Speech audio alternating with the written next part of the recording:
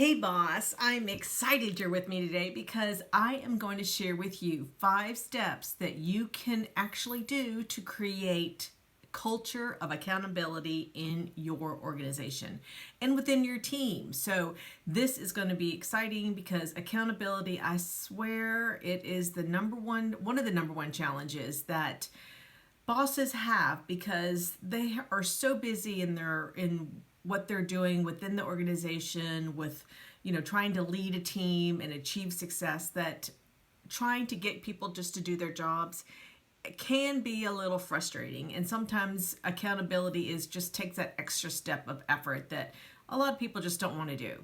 But that's not going to happen today. So today I want to share with you 5 steps to create a culture of accountability. Hey, I'm Dr. Heather Williamson with the Transformation Group, and welcome back to the channel. So if you don't want to miss out on any leadership tips and strategies that are going to help you become a better boss, then subscribe to this channel and share this with other people that you know that might also struggle from being holding people accountable.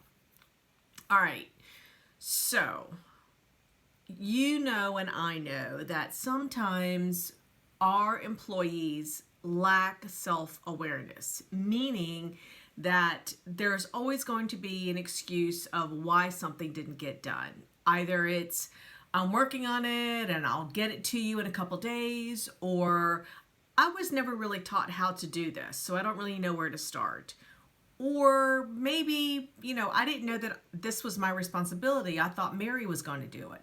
So any of those things are really sometimes valid excuse if it's not communicated. But when your expectations are communicated and this is still the excuse that they give you, that's when accountability is really important for you to start enforcing. And enforcing, I say that in a very nice way, but really it's holding your people accountable. And it's also when you're holding your people accountable, be empathetic. Try and figure out why they're not meeting your expectations, why they're not meeting deadlines, why their quality of work might be lower than what you expect.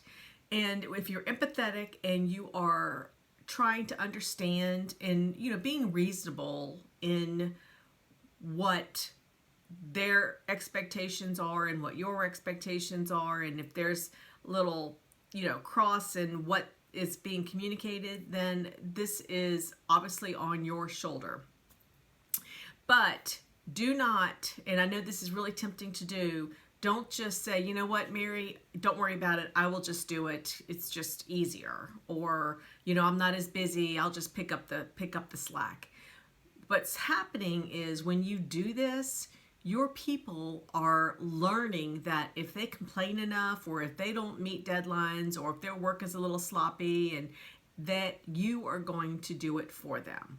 And you are creating a habit for yourself and for them. So do not do this. This is really not where you want to be, because your time is going to be sucked up doing their work, and then you're going to get really frustrated and you're going to want to pull your hair out. And it's just really not conducive to a great working environment, obviously. So when it comes to getting your people to hold themselves accountable, being more self-aware on why they're not meeting your expectations as the boss, then it is really important to do these 5 things, these 5 simple tips. The first is to hold your people accountable.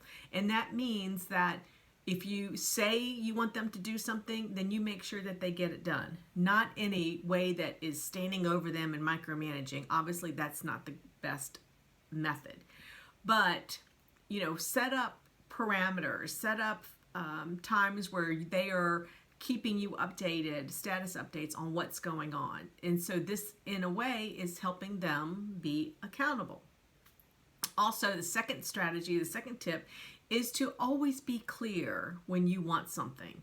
Make sure that there is no miscommunication. So it's using your active listening skills. It is being specific when you are wanting something. So if I need a report by next week, don't say next week. Say, hey, I'd like that report by Wednesday at noon. And then that way they know exactly when you want it. Next week could be Friday at 5 o'clock. So be realistic when you're setting your expectations. Know what they have on their plate and if they're able to meet that deadline. The third tip I have for you is to always be professional. Don't be screaming and yelling and pulling your hair out in front of people. That is not going to get your people to jump on board for you. Basically, always be professional and make sure that you are respectful at all times as well.